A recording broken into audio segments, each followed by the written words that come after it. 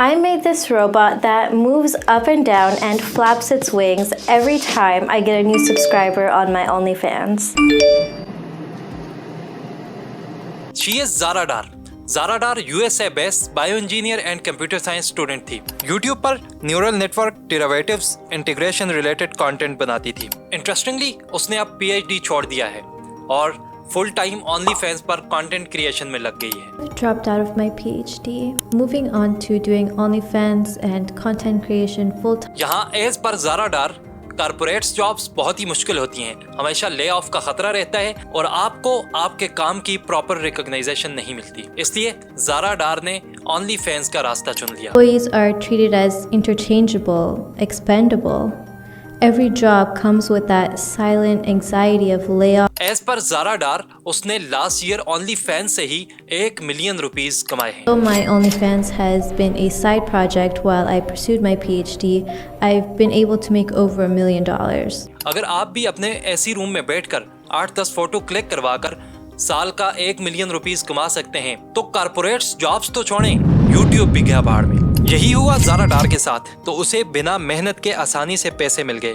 तो जब पैसे मिल रहे हैं और वो भी मिलियंस में, तो PhD तो गई भाड़ में। जब ज़ारा डार ने वीडियो में ये कहा कि अब वो PhD छोड़कर फुल टाइम OnlyFans पर कंटेंट क्रिएट करेगी, तो उसके बाद पूरा इंटरनेट शॉक हो गया। उसके बाद हर तरफ हर न्यूज़ प्लेटफॉर्म में उसको कवर किया जाने लगा। आज की ये वीडियो इसी टॉपिक पर है, लेकिन एक अलग अंदाज और एक अलग पर्सपेक्टिव के साथ। हेलो गाइस, मैं हूं अमर और आप देख रहे हैं TIT। आगे बढ़ने से पहले गुजारिश है कि इस चैनल को सब्सक्राइब कर लीजिएगा। आपका एक सब्सक्राइब मुझे OnlyFans से बचा सकते हैं। तो चलते हैं अपने टॉपिक की तरफ। कॉर्टनी टिलिया एक New York based farmer school teacher, अब वो एक OnlyFans मॉडल बन चुकी है। जो पहले बैंकरप्ट थी, आज महीने का $1000 कमा रही है। कॉर्टनी टिलिया अकेली टीचर नहीं है, बल्कि इसके अलावा भी कई लड़कियों ने टीचिंग जैसे प्रोफेशन को छोड़कर OnlyFans पर कंटेंट क्रिएशन शुरू कर दी है, just because they can earn more money by giving less efforts. Zara तो आज के एक ट्रेंडिंग केस है जो कि वायरल हो गई, लेकिन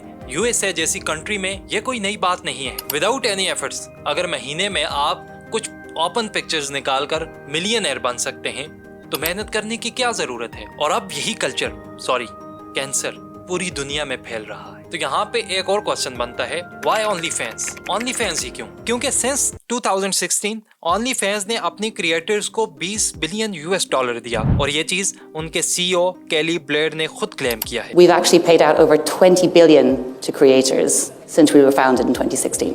And our business model means that for every dollar we earn, creators earn. और इसमें अकेले सिर्फ 2023 में $6.6 बिलियन पे किया क्रिएशन को OnlyFans ने, जो कि सभी NDA प्लेयर्स के कंबाइन पेरोल से कहीं ज्यादा है। जैसा कि मैंने कहा कि ये कैंसर अब पूरी दुनिया में फैल रहा है और रीजंस ये देना कि सोसाइटी वैलिडेशन नहीं देती, ले ऑफ्स का बहुत खतरा होता है और सिस्टम ही खराब है, एटसेट्रा। ये सब एक्सक्यूजेस हैं अपने अंदर की खामियों को छुपाने के लिए। ये हर इंसान का अपना जाती फैसला है, लेकिन ethically and morally it's wrong, no if no but, क्योंकि ये चीज सोसाइटी के अंदर नेगेटिव इम्पैक्ट क्रिएट कर रही है और इसको देखकर सोसाइटी के अंदर एक नई जनरेशन तैयार हो रही है। क्योंकि ज़ारा डार हमारे आने वाली जनरेशन के लिए इस चीज को ग्लोरीफाई कर रही है और अगर यही सूरत हाल रही तो हमारे आने वाली जनरेशन इस ट्रैप के अंदर फंस जाएगी। जैसा कि मैं ऑलरेडी बता चुका हूँ कि ये कैंसर पूरी दुनिया में फैल रहा है और ये चीज हमारे इखलाकी और सकाफती वर्षे को बड़ी खामोशी से खोखला कर रही है। तो इस चीज से बचने के लिए, अपनी जनरेशन को बचाने के लिए